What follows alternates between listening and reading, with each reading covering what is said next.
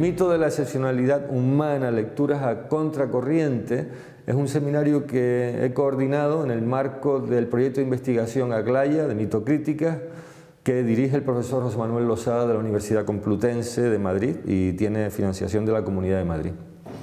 En este seminario he aglutinado a un grupo de profesores de distintas disciplinas que todos van a hacer lecturas a contracorriente sobre el mito de la excepcionalidad humana fundamentado en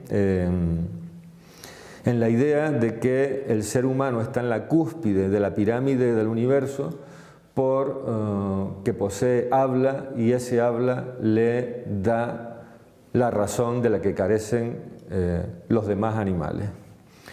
Los participantes afrontarán esto desde distintas literaturas, ¿no? Desde la literatura francesa en distintos estadios, con una perspectiva postcolonial o desde literatura norteamericana. También la idea es hacer que los textos en general, ¿no?, se revitalicen con lecturas a contracorriente, que al fin y al cabo leer a contracorriente, siempre que esa lectura esté fundamentada, hará que los textos recobren vida, ¿no?, se revitalicen con perspectivas nuevas. Yo hago una lectura del Coloquio de los Perros que la he titulado Cervantes animalista. Evidentemente Cervantes no pudo haber sido un animalista contemporáneo porque eso sería sacar las cosas fuera del contexto original, pero sí que permite el Coloquio de los Perros hacer una lectura, digamos, acorde con los tiempos que corren. De manera que la poética horasiana de lo dulce y lo útil, de enseñar y deleitar, sobre la cual el Coloquio de los Perros se sustenta, queda reactualizada si leemos el Coloquio de los Perros con una perspectiva contemporánea. Y ahí podría, digamos, recurrir a los horizontes de expectativas de Jaus. Evidentemente, en el Coloquio de los perros son digamos, ejemplares socialmente. Berganza es el perro digamos, es el personaje que socialmente es beneficioso frente a todos los personajes humanos, ¿no?, que están ahí y que no cumplen bien con sus funciones sociales, ¿no? Los pastores roban la carne, los alguaciles son sobornados con carne, los jueces son sobornados con carne. La carne, por eso además, sería el equivalente contemporáneo de la codicia, es un símbolo de codicia, y por lo tanto el Coloquio de los Perros permite hacer una reflexión contemporánea sobre el mito de la excepcionalidad humana, porque entre otras cosas, los perros representan a los seres oprimidos. Por ejemplo, pienso que el argumento biográfico funciona aquí bastante bien, ¿no? Cervantes, cuando estuvo encarcelado 5 años en Argel, se pudo sentir como un perro amarrado que tenía su lenguaje, tenía razón, pero al no tener el lenguaje de su opresor, digamos, podía ser considerado como un animal.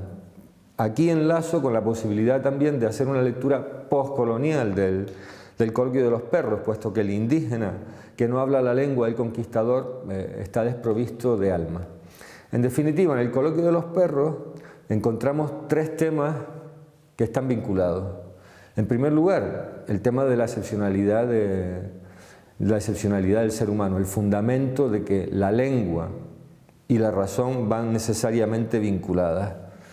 En segundo lugar, a partir de aquí, si situamos al ser humano no en la cúspide, sino como, digamos, un administrador responsable del mundo que tiene a su disposición, podemos pensar que, estirando un poco, forzando un poco el argumento, de aquí a pensar digamos, en una lectura hasta vegana, ¿no?, del Coloquio de los Perros, es posible.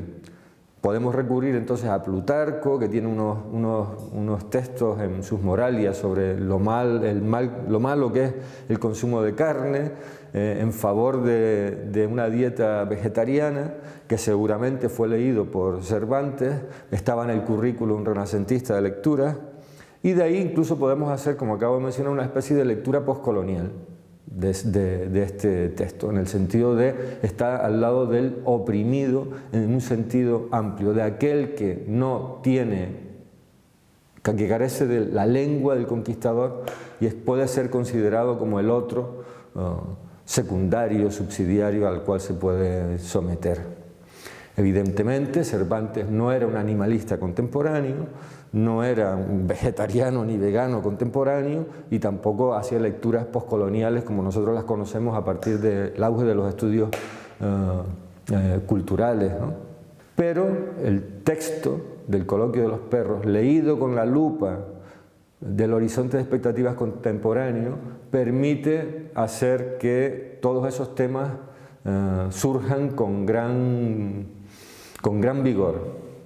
Y al mismo tiempo le hacemos también humildemente, ¿no?, un favor a Cervantes, en el sentido de que revitalizamos un clásico y esa poética horaciana de lo dulce y lo útil la podemos traspasar al tiempo moderno. Incluso podríamos decir, o puedo decir, que ese texto de Cervantes, leído de esta manera, podría leerse en las aulas de los niños, ¿no?, como una especie de texto pedagógico, ¿no?, para fomentar, digamos, el respeto por la naturaleza, por el oprimido, por el otro ajeno, lo desconocido, etc.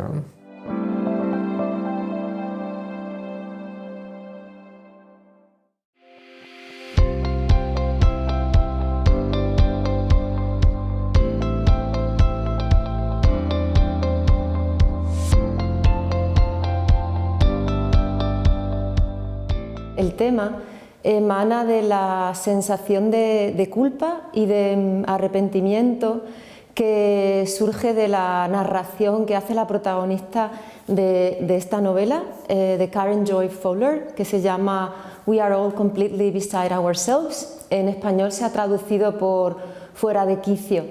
La narradora, Rosemary, nos cuenta desde el principio de ella que toda su familia sufre un trauma a raíz de la desaparición de su hermana Fern. De manera que su padre, que era un profesor de psicología de gran prestigio en la Universidad de Bloomington, en Indiana, ha perdido toda la credibilidad profesional y se ha vuelto alcohólico. La madre sufre una terrible depresión que la tiene encerrada en casa.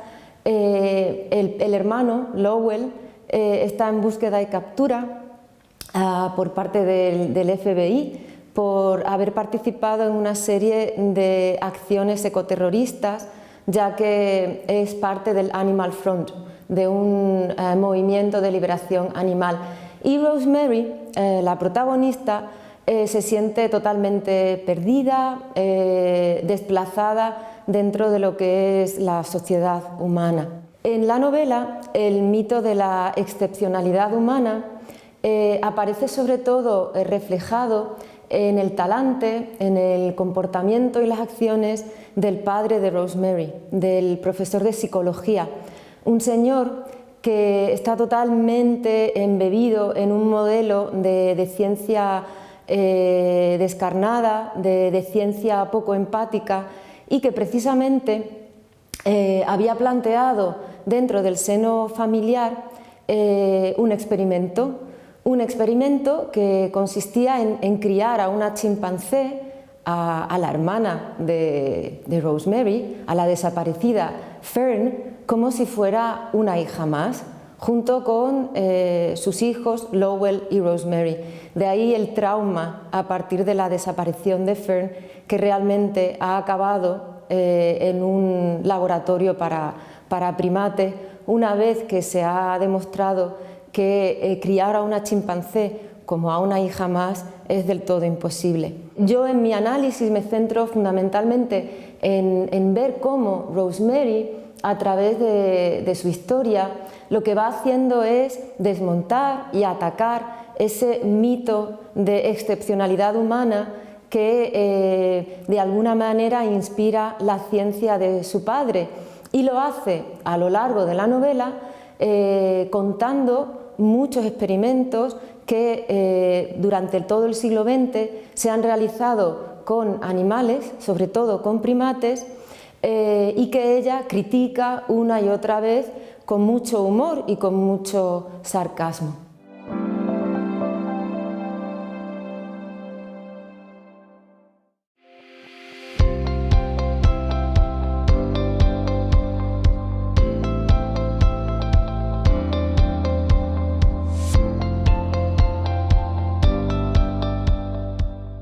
Bueno, en este seminario sobre la excepcionalidad humana, yo voy a hablar de la reescritura de las fábulas que hace el escritor indio Vikram Seth. Él escribió un libro que se llama Beastly Tales from Here and There, cuentos de animales de aquí y de allá, y consiste en 10 fábulas, 8 de las cuales son las típicas fábulas que conoce todo el mundo, las fábulas de Esopo de Grecia, las fábulas de la India, y termina con 2 fábulas que escribe él, que son nuevas, que son novedosas, que él llama de la tierra de Gup, de Gup. Me voy a centrar simplemente en la reescritura de 2 fábulas y en una de sus fábulas nuevas. La primera, El cocodrilo y el mono, la famosa fábula donde el cocodrilo quiere matar al mono, subiéndolo, diciéndole que le va a pasar por el río, subiéndolo encima, y el mono al final se escapa. Vikram Seth hace una relectura postcolonial de esa fábula, donde el mono termina venciendo. El mono representa a la India, el cocodrilo representa al Imperio Británico, es un soldado del Imperio Británico, y la mala de la película es la mujer del cocodrilo, que es una especie de reina cocodrilo. Obviamente, si hablamos del Imperio Británico, ya sabemos que hay reinas. La reina Victoria en su época, la reina Isabel II. Entonces vemos cómo se puede revertir el mito de lo animal, donde los animales simplemente en los mitos clásicos, en las fábulas clásicas, lo que hacen es estar supeditados a los sentimientos, a las pasiones, a las bajezas humanas, y podemos revertirlo de forma ideológica, de forma política. Otra fábula, la de Esopo, la de la liebre y la tortuga, famosa, todo el mundo la conoce, ¿no? Que la liebre es tan vanidosa que se para en medio de la carrera y la tortuga termina ganando. Pues Vikram Seth lo que hace es que, bien, la tortuga gana, pero la liebre, que es tan vanidosa, al mismo tiempo tiene mucho carisma, es muy carismática. Por lo tanto, al final la que se lleva la fama no gana, no se lleva el trofeo, pero la que se lleva la fama es la liebre. Y la pobre tortuga, que es una aburrida, termina en el olvido. Y la última, la que es la más que me interesa para terminar esta breve sinopsis de mi charla, es el elefante y el tragopán. Tragopán es una especie de faisán de Asia y de todo esto, ¿no? El elefante y el tragopán sí que me interesa porque tiene reminiscencias de Granja de Animales de Orwell, tiene reminiscencias de los viajes de Gulliver, y es así que la excepcionalidad humana sí que se ve en entredicho totalmente, porque hay una especie de revuelta de animales, el hombre está dañando el ambiente, the environment que dicen los ingleses, el medio ambiente, los animales se alzan en armas y todos los animales forman un parlamento. Eso es típico de los mitos clásicos, los parlamentos. Los líderes son un elefante y un tragopán. Imagínense como lo del elefante y el ratón, ¿no? Imagínense la diferencia de tamaño, de poder, de todo, ¿no? El faisán simplemente es el más bravucón de ellos, pero es más inteligente, y el elefante simplemente quiere seguir la revuelta de forma estable. ¿Qué pasa? Que al final hay peleas intestinas, los animales son depredadores entre sí mismos, y se produce lo mismo que se ha producido siempre en las revueltas, la revuelta francesa, todas las revueltas de la historia, que sí que se hace una revuelta, sí que el ser humano pierde todo su poder y toda su hegemonía, pero al final tampoco hay una gran solución. Porque la condición depredadora de las especies en la Tierra prima sobre la utopía del mundo perfecto. Pero sí que es muy interesante para nosotros esa fábula, sobre todo por la declaración de el ser humano como especie más peligrosa para el planeta lo cual nos lleva a hilar con Paul Crutzen y su idea de que vivimos en la era del antropoceno. ¿Por qué el antropoceno? Porque es la era geológica, es la era, como las eras geológicas, en la que el hombre ha hecho más daño al planeta, más que miles de años de evolución geológica. Y eso se puede ver en esa fábula, y con esto concluyo. Muchas gracias.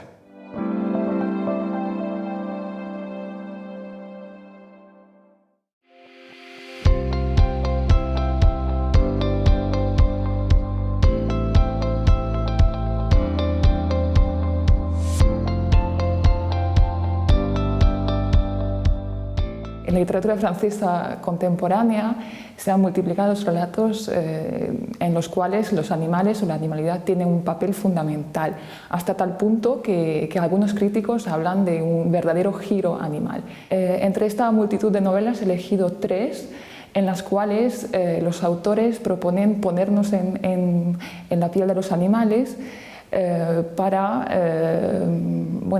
no tanto para representar o intentar representar el punto de vista del animal, sino que para que los humanos podamos redefinir nuestro lugar en el mundo. Estas 3 novelas son L'Orang-Outan de Éric Chevillard de 2007, Défaite des maîtres et possesseurs de Vincent Message de 2018 y Les Métamorphoses de Camille Brunel de 2020, proponen 3 maneras distintas de romper con la tesis de la excepción humana, que consiste básicamente en anunciar o decir que los humanos somos superiores a los otros seres vivos por nuestra capacidad de razonar. En la primera novela, en la de Chevillard, se invierte la jerarquía tradicional entre los humanos y los animales al darle al orangután, cuya extinción se anuncia desde el principio de la novela, una importancia fundamental frente al humano que se representa como un ser destructor y totalmente prescindible. En esta novela, si los humanos se ponen en la piel de los animales, es para hacer revivir el orangután y para poder empezar de nuevo, ¿no? Construir un mundo nuevo. En la segunda novela de Vincent Message, en un mundo dominado por extraterrestres, por una especie extraterrestre, los humanos son los animales, criados en macrogranjas y servidos en platos de restaurante. Entonces, en esta novela nos ponemos en la piel de los animales para darnos cuenta de que somos también cuerpo y de la relatividad de nuestro punto de vista. Y finalmente, en la tercera novela de Camille Brunel, se representa un mundo azotado por una pandemia de metamorfosis. Los humanos se convierten en animales para hacer tambalear la ideología que nos permite considerarnos superiores a los animales. En conclusión, estas 3 novelas proponen desmitificar la tesis de la excepción humana e insisten sobre la continuidad de toda vida, ¿no? Entonces, la literatura nos permite, gracias a la creación de estos mundos imaginados, no solo ponernos en la piel de los animales, sino cuestionar nuestros valores.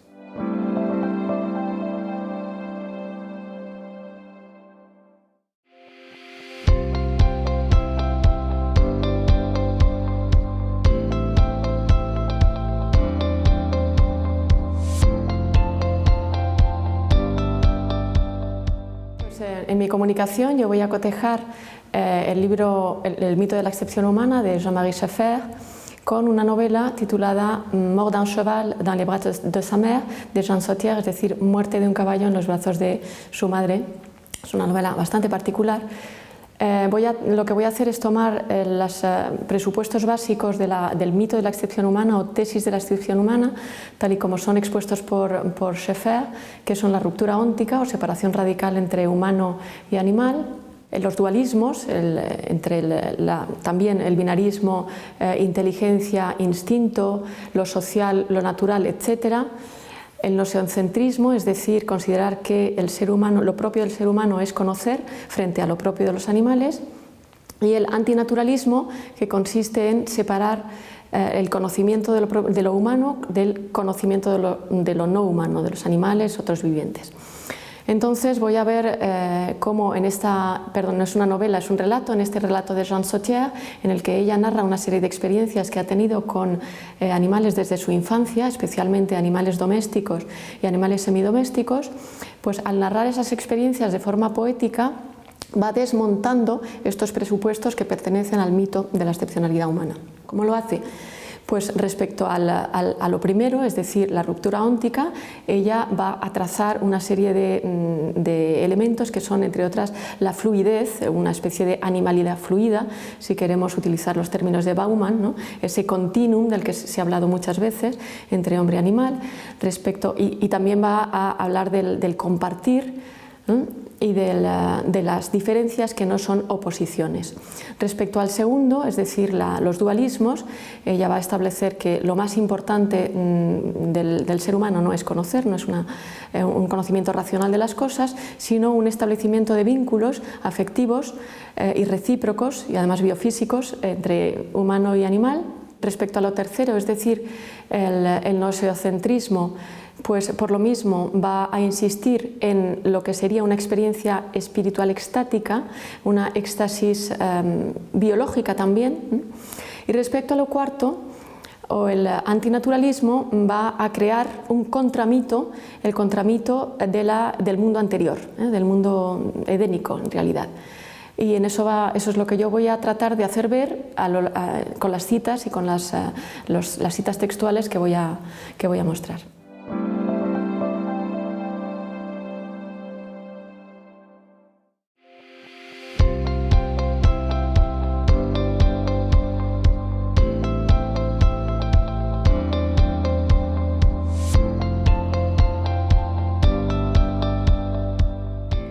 La revisión de los textos literarios desde la ecocrítica permite redescubrir autores que alzaron su voz en pos de un modelo de desarrollo diferente, crítico con el antropocentrismo y defensor de un trato más igualitario con los animales, lo que les llevó a desdibujar la frontera entre el ser humano y el resto de las criaturas. Algunos de estos autores visionarios fueron ciertos escritores franceses del siglo XIX, como Alejandro Dumas, Julio Verne, Maupassant, Flaubert o Emilio Zola, para quienes la empatía animal no era más que una vertiente más de la sacralización de la naturaleza, lo que les lleva a desdibujar la frontera entre el humano y el resto de las criaturas. Mi presentación en este seminario se va a centrar específicamente en Zola, en cuya obra la idea de contigüidad entre animalidad y humanidad es una constante. Además, su negación del modelo antropocentrista rebasa la empatía animal para extenderse al resto del cosmos, al que considera una red de eventos interrelacionados, como se manifiesta claramente en su novela El pecado del padre Mouret, donde Zola concibe un universo animado y orgánico en el que todo está interconectado y en el que el hombre ya no es que sea parte integrante de la naturaleza, sino que es uno con ella.